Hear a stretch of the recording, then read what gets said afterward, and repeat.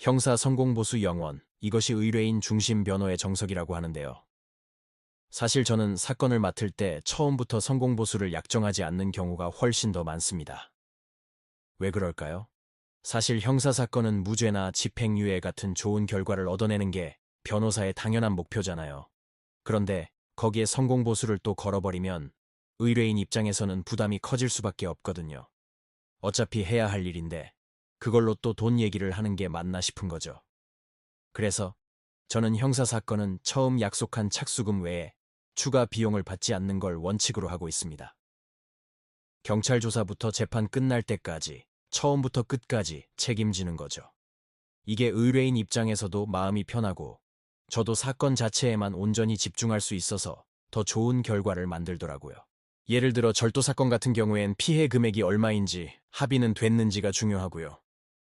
성범죄는 피해자의 진술이 얼마나 일관적인지 그걸 뒤집을 객관적인 증거가 있는지가 핵심이죠. 사건마다 싸워야 할 지점이 전혀 달라요. 성공보수 생각할 시간에 이런 쟁점 하나라도 더 파고드는 게 훨씬 낫다는 게 제 생각입니다. 이런 생각은 제가 2009년에 사법연수원에 들어가서 실무를 배우고 2014년에 직접 사무실을 연 이후로 한 번도 변하지 않았어요. 모든 사건을 맡을 때 내일 당장 시작한다는 생각으로 준비합니다. 병원 가서 문 앞에서 아프다고 말만 해서는 정확한 진단이 안 나오잖아요. 어디가, 언제부터, 어떻게 아픈지 자세히 이야기해야 의사 선생님도 제대로 치료 계획을 세울 수 있죠. 법률 문제도 똑같습니다. 겉으로 드러난 몇 마디만 듣고 아, 그거 이렇게 하면 됩니다 라고 쉽게 말할 수가 없어요. 정밀 상담을 통해서 사실관계, 시점, 증거, 절차를 하나하나 다 뜯어봐야 어디가 꼬였고 무엇부터 풀어야 할지 답이 보입니다. 그래서 저는 상담할 때부터 사건을 좀 꼼꼼하게 분류하는 편이에요. 이길 수 있는 사건인지, 이기더라도 실익이 없는 사건은 아닌지 이런 걸 먼저 따져보죠.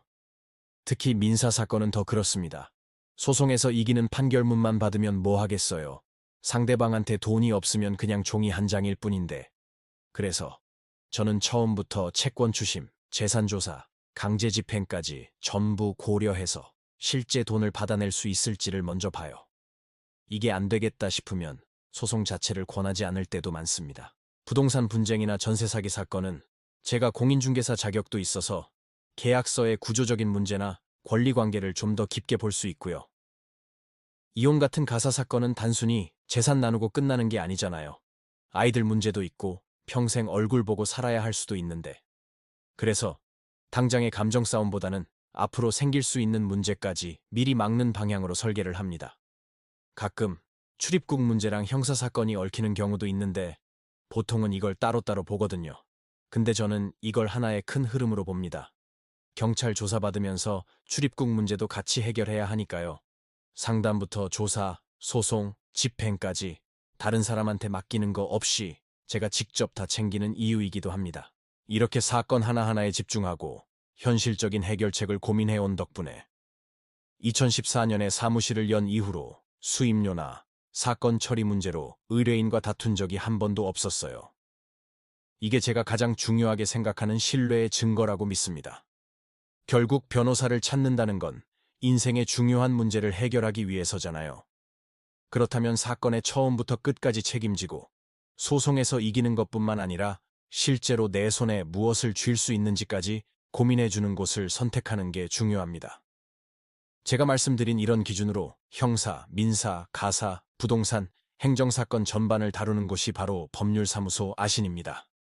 혹시 변호사의 도움이 필요하시다면 영상 설명 글을 참고해서 편하게 연락 주시면 됩니다.